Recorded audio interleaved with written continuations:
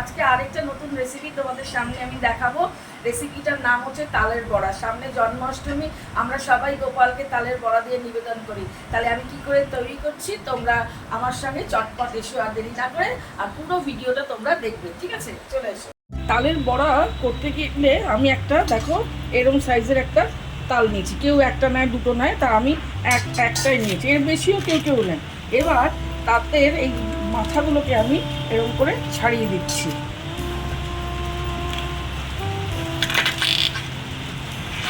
তালটাকে আমি এর যে চামড়াটা যেটা মানে চোখলাটাকে আমি এরকমভাবে টেনে টেনে ছুলে নিচ্ছি। এরকমভাবে ছুলব, তোমরা একটু দেখো।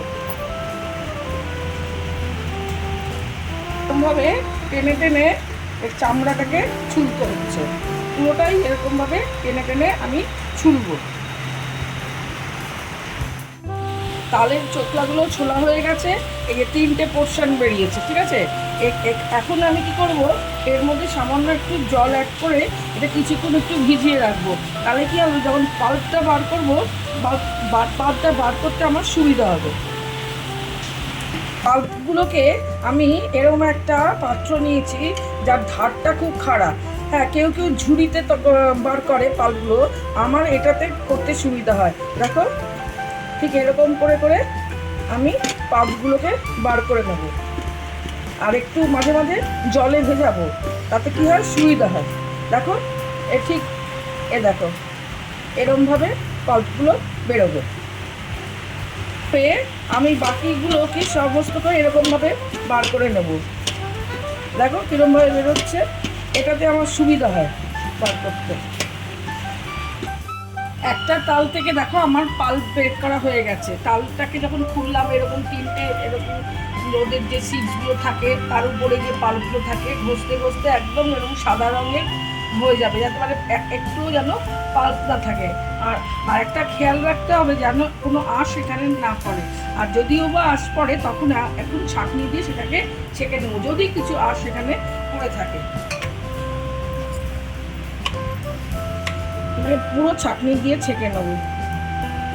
পাল্পগুলোর মধ্যে যদিও বা কোনো আঁশ থাকে, তাই জন্য ছাঁকনি দিয়ে আমি একে ছেঁকে নিচ্ছি, যাতে একটুও যেন এই পাল্পের মধ্যে আঁশ না থাকে। ছাঁকনি দিয়ে ছাঁকছি, দেখো এই পাল্পগুলো ছাঁকনির মধ্যে দিয়ে পড়ছে, আর যতগুলো যে আঁশ থাকবে মানে ফাইবার আটকে যাবে। এইখানে দেখো যে এই যে গামলাটার মধ্যে রয়েছে, এটা একদমই কোনো আঁশ থাকবে না। আর এই পুরোটাই আমি এই ছাঁকনি দিয়ে ছেঁকে নেব। ছাঁকনি দিয়ে ছাকার পরে দেখো এতটা আরও ফাইবারটা বেরিয়েছে। ব্যাস, এইগুলোকে ফেলে দেবো, আর আমার পাল্প রেডি হয়ে গেছে। এবার নেক্সট স্টেপ আমি করব। ফাইবারগুলোকে ছাঁকনি দিয়ে তো ছেঁকেছি, আর ছাঁকনির গায়েও কিছু লেগে রয়েছে পাল্প, সেগুলোকেও আমি এই একটা মানে ডেকচির মধ্যে রেখে দিচ্ছি। দেখো এখন আমার পাল্পটা রেডি হয়ে গেছে। এবার নেক্সট স্টেপ হচ্ছে ময়দা, সুজি আর চিনির রেশিওটা, সেটা আমি তোমাদের দেখাচ্ছি। তালের যে পাল্পটা আমি বার করলাম, এটার সঙ্গে আমি ময়দা, সুজি এগুলো মিশাবো। এখন তার রেশিওটা দেখো, একটা তালে আমি 200 গ্রাম সুজি আগের থেকে একটু জলে ভিজিয়ে রেখেছি। এখন এই জল শুদ্ধ সুজিটা এই পাল্পের মধ্যে আমি অ্যাড করে দিচ্ছি।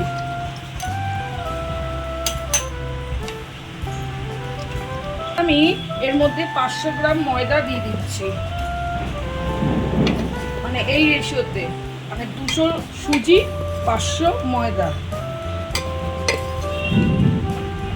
এর মধ্যে আমি ক্রাশ করা চিনি 500 গ্রাম দিয়ে দিচ্ছি। আমি মিক্সিতে 500 গ্রাম চিনিটাকে ক্রাশ করেছিলাম এরকমভাবে। আমি 150 গ্রাম চালের গুঁড়ো দিয়ে দিচ্ছি। এটা হচ্ছে অপশনাল, কেউ দেয়, কেউ দেয় না।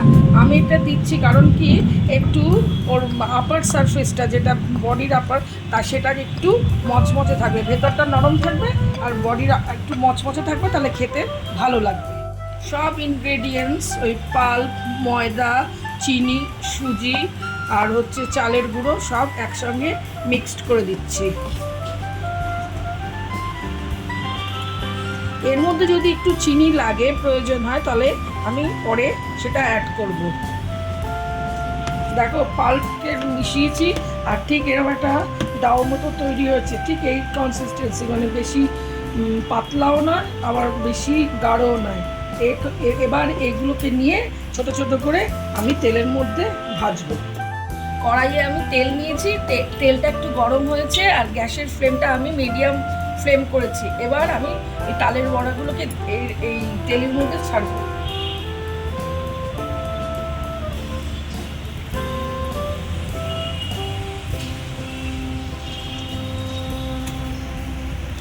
ছোট্ট ছোট্ট করে এই পাল্পগুলোকে নিয়ে গরম তেলে আমি ছাড়ছি। তালের বড়া বাঙালিদের খুবই প্রিয়। তালের ক্ষীরও হয়, তালের বড়া হয়, তাই আজকে আমি তালের বড়াটাই করছি। একটু বড় বড় সাইজেরই করছি, আবার পরের সেট আবার একটু ছোট ছোট করব। তা ফার্স্ট সেটটা একটু বড় বড়ই করছি। কি সুন্দর তালের বড়া ফুলে ফুলে উঠেছে। আমি কিন্তু গ্যাসের ফ্লেমটা এখন লোতেই রেখেছি, কারণ কি যদি আমি হাইতে করি তাহলে ওপরটা ব্রাউন হবে, ভেতরটা কাঁচা থাকবে। তার জন্য আমি গ্যাসের ফ্লেমটা একদম লোতেই রেখেছি, করে দেখো ভেজে উঠেছি। সবসময় যে লোতে রাখবো তার কোনো মানে নেই, কখনো কখনো সেটা আন্দাজ অনুযায়ী হাই হবে, মিডিয়াম হবে, লো হবে এরকম। তবে এই মুহূর্তে লোতে রয়েছে। দেখো হয়ে গেছে, এবার আমি তুলে দেবো সব।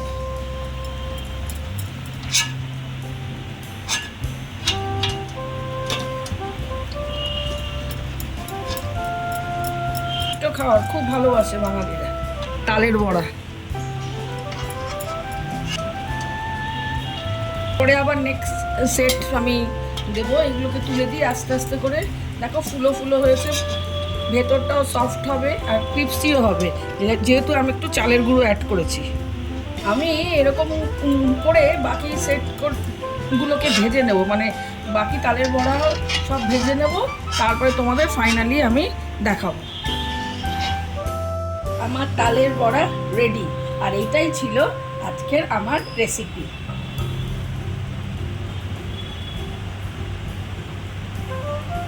রেসিপিটা তোমাদের কেমন লাগলো? যদি ভালো লেগে থাকে লাইক কমেন্ট শেয়ার করো। তোমাদের কমেন্ট করতে আমার খুব ভালো লাগে। নেক্সট দিন আরেকটা নতুন একটা আইটেম তোমাদের সামনে আমি দেখাবো। ততক্ষণের জন্য সবাই সুস্থ থেকো, ভালো থেকো, টাটা, বাই বাই।